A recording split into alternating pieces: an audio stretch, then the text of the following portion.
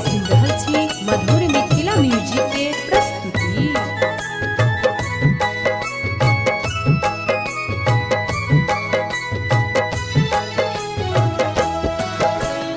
अंग में भोला विभूति रमोने गर्दन सर्पक हार, माथे पर चंद्रमा विराजे यो भोले दानी जटा सो बहैया गंगधार।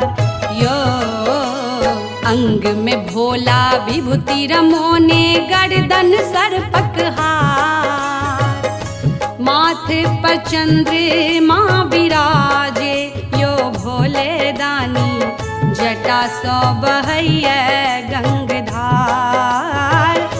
माथे पर चंद्रमा विराजे भोले दानी जटा सो बहैया गंगधार।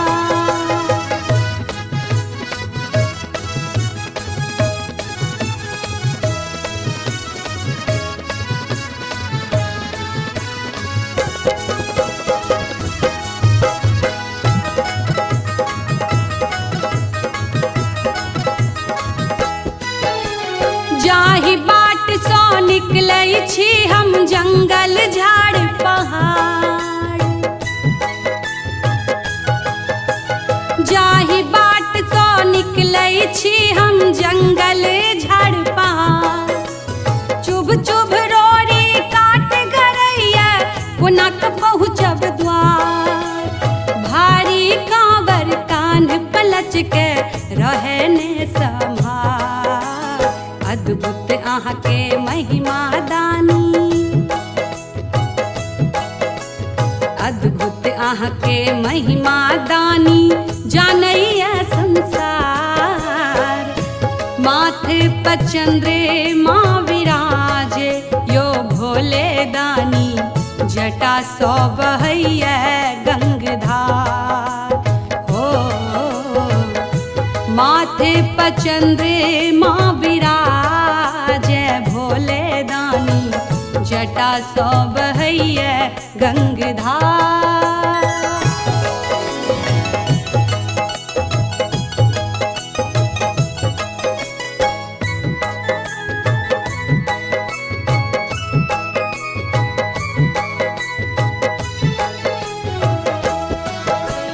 डर सो थर थर काँपी रहल छी तलमल कर दे, डर सो थर थर काँपी रहल छी तलमल कर दे। नाम अहीं के जाप करै छी हे देवक महादेव, पार लगाबू हे दिगंबर हौसल छी मझधार। एक तो अहीं छी सहारा यो बाबा, एक तो अहीं छी सहारा यो बाबा अहीं तारनहार।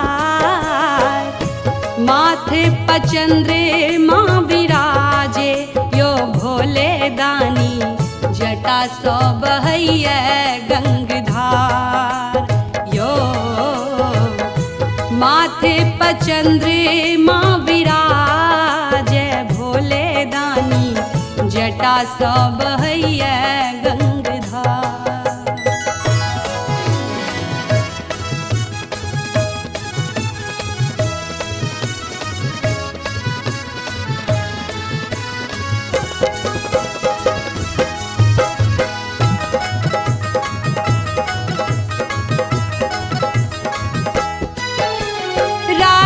दिस कन तकबै बाबा करै छी इंतजार, पूजा दिस कन तकबै बाबा करै छी इंतजार। बेर बेर हम आबै छी अहूँ अबियौ हमरो द्वार। नाथ अनाथक स्वामी छी अहाँ मालिक यो सरकार। हम लोभी पापी कल कामी, हम लोभी पापी खल कामी करियौ बेरा पार। माथे पर चंद्रमा विराजे यो भोले दानी जटा सौ बहैया गंगधार। ओ माथे पर चंद्रमा विराजे भोले दानी जटा सौ बहैया गंगा